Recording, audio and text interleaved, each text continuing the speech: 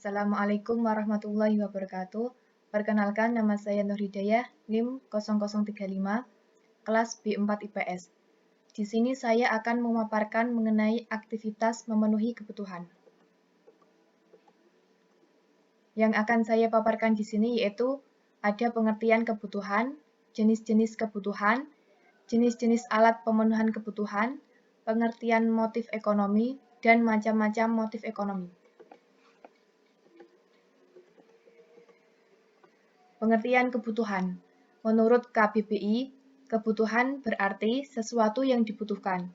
Maka, kebutuhan manusia dapat diartikan sebagai sesuatu yang dibutuhkan oleh manusia, atau keinginan manusia yang harus dipenuhi demi tercapainya kepuasan rohani maupun jasmani untuk keberlangsungan hidupnya. Kebutuhan ini dapat berupa barang ataupun jasa. Kebutuhan juga bisa diartikan sebagai sesuatu hal yang harus dipenuhi dan tidak boleh tidak. Bila tanpanya aktivitas hidup kita akan terganggu dan bahkan manusia tidak dapat hidup.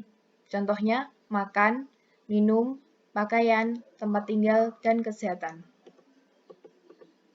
Yang selanjutnya yaitu jenis-jenis kebutuhan. Yang pertama, ada kebutuhan menurut intensitasnya.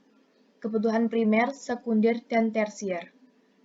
Kebutuhan primer yaitu kebutuhan yang harus dipenuhi agar manusia dapat tetap hidup.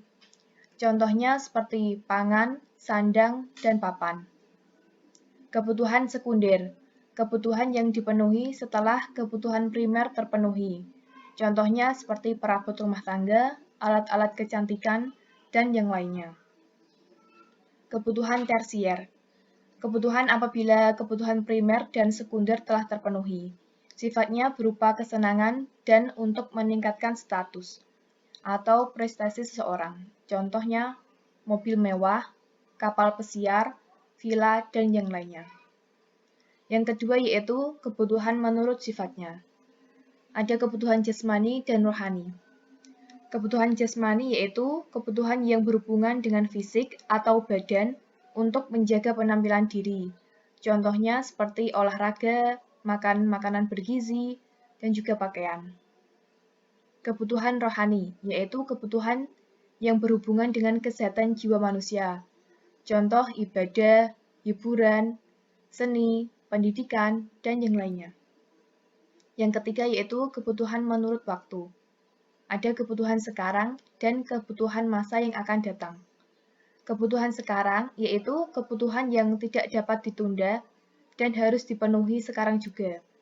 Jika tidak, maka akan mengancam keberlangsungan hidup. Contohnya jika sakit memerlukan obat dan jika lapar perlu makan. Kebutuhan masa yang akan datang. Kebutuhan yang pemenuhannya dilakukan di kemudian hari meskipun persiapannya dapat dilakukan sekarang. Contoh seperti menabung, bertani, dan berternak. Yang ketiga yaitu ada kebutuhan menurut subjeknya.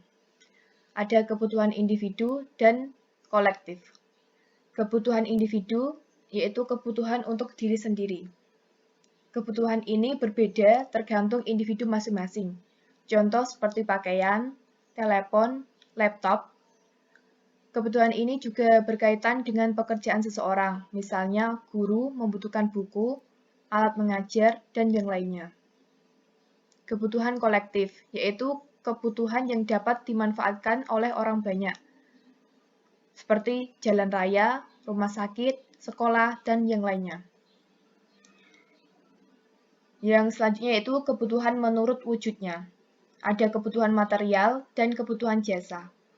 Kebutuhan material yaitu kebutuhan akan hal-hal yang bersifat kebendaan yang dapat diraba atau dilihat. Contohnya seperti meja, kursi, pakaian, mobil, dan lain-lain. Kebutuhan jasa yaitu kebutuhan yang cara pemuasannya tidak dengan hal-hal yang berbentuk benda, tetapi dapat dirasakan manfaatnya. Contoh, jasa dokter, jasa guru, tukang cukur, dan yang lainnya. Yang selanjutnya yaitu jenis-jenis alat pemenuhan kebutuhan. Alat pemenuhan kebutuhan merupakan segala sesuatu yang bersifat dapat memenuhi kebutuhan manusia. Alat tersebut berupa barang dan juga jasa. Alat pemenuhan kebutuhan yang berbentuk barang atau benda tentunya merupakan jenis alat pemenuhan yang dapat dilihat, disentuh, dan memiliki berat atau massa. Yang pertama yaitu barang. Barang merupakan segala sesuatu yang berwujud atau berjasad. Jadi, barang adalah berbagai benda yang memiliki wujud fisik dan digunakan oleh masyarakat untuk memenuhi kebutuhan.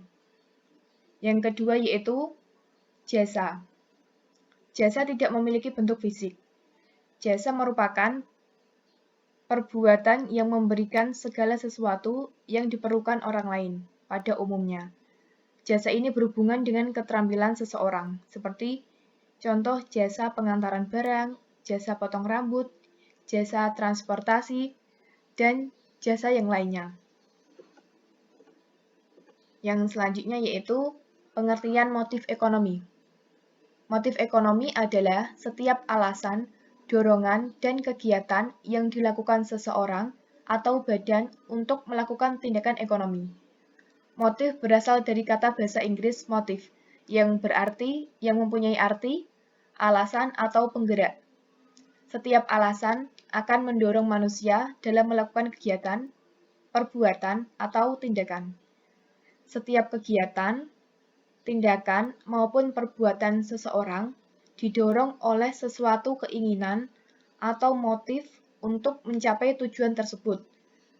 Contoh motif dalam ekonomi yaitu seseorang petani, tekun, dan rajin agar panennya berhasil dengan baik. Yang terakhir yaitu macam-macam motif ekonomi. Macam-macam motif ekonomi ada 5. Yang pertama yaitu motif dalam memenuhi kebutuhan. Motif dalam memenuhi kebutuhan yaitu tindakan manusia didorong oleh hasrat ingin memenuhi kebutuhan. Yang kedua, motif memperoleh laba. Motif untuk memperoleh laba adalah segala sesuatu yang mendorong manusia melakukan tindakan ekonomi untuk mendapatkan laba. Yang ketiga, motif mendapatkan kekuasaan ekonomi. Motif untuk mendapatkan kekuasaan ekonomi adalah keinginan manusia yang sudah makmur tetapi masih melakukan tindakan ekonomi karena dorongan untuk memperoleh kekuasaan di berbagai kegiatan usaha dalam perekonomian. Yang keempat, motif mendapatkan penghargaan. Motif mendapatkan penghargaan adalah tindakan manusia yang didorong untuk mendapatkan penghargaan. Penghargaan dari orang lain akan memberikan kepuasan tersendiri bagi pelaku kegiatan ekonomi. Yang terakhir yaitu motif sosial. Motif sosial adalah segala sesuatu yang mendorong manusia melakukan tindakan ekonomi karena ingin menolong sesama. Sekian pemaparan materi dari saya. Wassalamualaikum warahmatullahi wabarakatuh.